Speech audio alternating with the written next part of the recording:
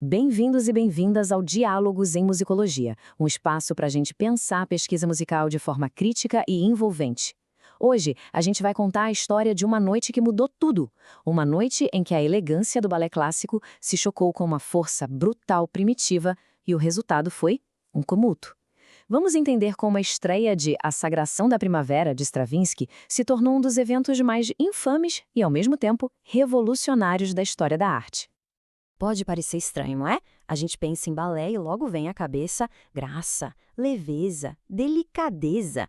Mas olha, em 29 de maio de 1913, lá em Paris, a dança provocou uma verdadeira batalha dentro do teatro.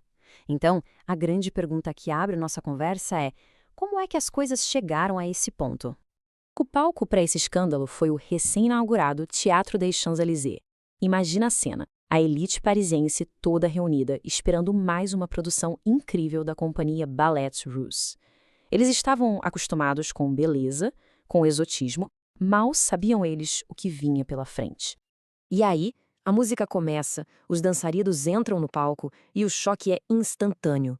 No lugar daqueles saltos que parecem flutuar, daquela graciosidade toda, o que se vê são movimentos duros, angulares, pés virados para dentro, corpos que pareciam golpear o chão. A reação da plateia foi imediata. Vaias, gritos, gente rindo de nervoso, outros absolutamente furiosos, uma confusão generalizada.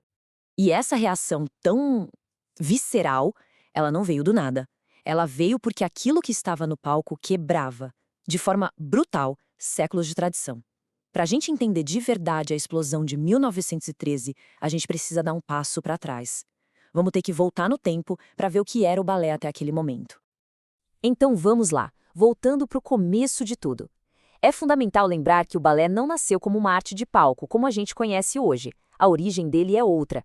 Era entretenimento para a nobreza. Essa linha do tempo mostra bem a evolução. O balé começa lá no século XVI, nas cortes italianas. Depois ganha força na França de Luís XIV.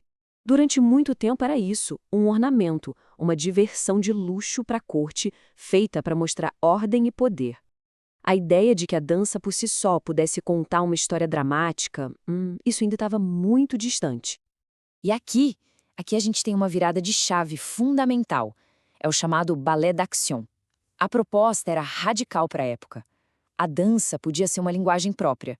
Os movimentos não seriam só decorativos. Eles poderiam narrar, expressar emoção, contar uma história inteira, do começo ao fim. É o balé começando a andar com as próprias pernas, se soltando da ópera. Essa ideia de um balé que conta histórias nos leva direto para a Era Romântica, no século XIX. E a imagem que define esse período é essa: Gisele. É a leveza, a graça, um mundo de espíritos, de fadas, com bailarinas que pareciam não tocar o chão. Esse era o auge da beleza e da técnica. E olha, era exatamente esse ideal que o público de 1913 tinha na cabeça. Só que, enquanto o balé perdia um pouco de força na França, o eixo do mundo da dança começou a mudar de lugar. O futuro dessa arte seria escrito bem longe dali, na opulência da Rússia imperial. Mas por que a Rússia? Bom, primeiro porque o balé lá era uma instituição de Estado, com um financiamento que parecia infinito. Com todo esse dinheiro, o coreógrafo Marius Petipa pôde aperfeiçoar a técnica clássica, criando espetáculos gigantescos. Mas a grande virada veio com a música de Piotr Ilyich Tchaikovsky, que a elevou a um status de sinfonia. O resultado? Um estilo grandioso, tecnicamente impecável. Para a gente entender o impacto de Tchaikovsky, essa citação do Rimsky-Korsakov é perfeita. Ele, como muitos compositores sérios da época, via a música de balé como algo menor, sabe? Uma música de serviço, simplória, só para marcar o passo.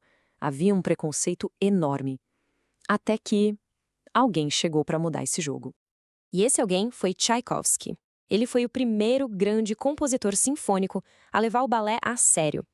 Ele colocou todo o seu gênio melódico e dramático nessas partituras, criando músicas tão ricas e complexas quanto suas sinfonias. Ele provou, de uma vez por todas, que música de balé era, sim, grande arte. Pois bem, é exatamente dessa tradição russa, grandiosa e estabelecida, que vai surgir a nossa figura central. Igor Stravinsky. Ele bebeu dessa fonte, aprendeu todo com os mestres, só que ele ia usar todo esse conhecimento para implodir o sistema por dentro. Para entender a bomba que Stravinsky estava armando, a gente precisa falar de uma de suas principais ferramentas, a politonalidade. De forma bem simples, imagina a orquestra tocando em duas tonalidades diferentes ao mesmo tempo. O resultado é um choque, um atrito, um som que, para os ouvidos daquela época, soava simplesmente errado. E esse é um exemplo perfeito disso. No balé que ele fez um pouco antes, Petrushka, ele já estava testando os limites com esse famoso acorde. Ele junta dois acordes que não têm nada a ver um com o outro. Não é para ser suave, não é para ser bonito, é para gerar conflito, dualidade. Era um claro sinal do que estava por ver. E aqui a gente vê o resumo de tudo. De um lado, Gisele, o ideal do século XIX, etérea, leve, sobrenatural. Do outro, a Revolução de 1913, pesada, com os pés fincados na terra, angular, brutal. É a negação completa de tudo o que o balé tinha sido até então. Certo. Agora que a gente fez toda essa viagem pela história do balé, podemos voltar para aquela noite em Paris. Com todo esse contexto, fica mais fácil entender por que a coisa explodiu. Não foi só um elemento, foi uma combinação, uma verdadeira tempestade de inovações radicais.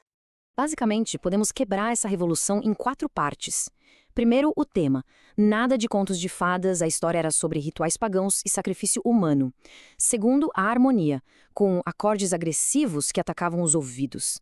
Terceiro, o ritmo, violento, imprevisível. E por último, claro, a coreografia, que trocou a leveza por pisadas fortes e movimentos feios. E essa partitura mostra um dos momentos mais chocantes.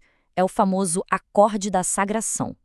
Imagina o som, as trombas martelando essa dissonância de novo e de novo. Não tem uma melodia confortável para se agarrar. É só essa pulsação crua, obsessiva. Para o público foi um verdadeiro ataque sônico. Mas atenção, isso não era só o barulho por barulho. Stravinsky era quase um arqueólogo musical, pesquisando melodias folclóricas antigas. Só que, em vez de apresentá-las de um jeito polido, ele as fragmentou, as distorceu e usou como matéria-prima para criar a sonoridade de um mundo antigo, selvagem e até assustador. O resultado de tudo isso? O tumulto. Mas o interessante é que, como aponta essa crítica da época, um grande escândalo parisiense também era um sinal de sucesso, um marco na vanguarda. A obra se tornou lendária naquela mesma noite, o evento que ninguém que esteve lá jamais esqueceu. No final, a pergunta que fica é esta. A sagração da primavera foi a morte da tradição ou foi o renascimento violento, mas necessário, que a arte precisava para entrar no século XX? Mais de 100 anos depois, a força daquele choque ainda reverbera e a discussão continua. Esse foi mais um episódio do podcast Diálogos em Musicologia. Até a próxima.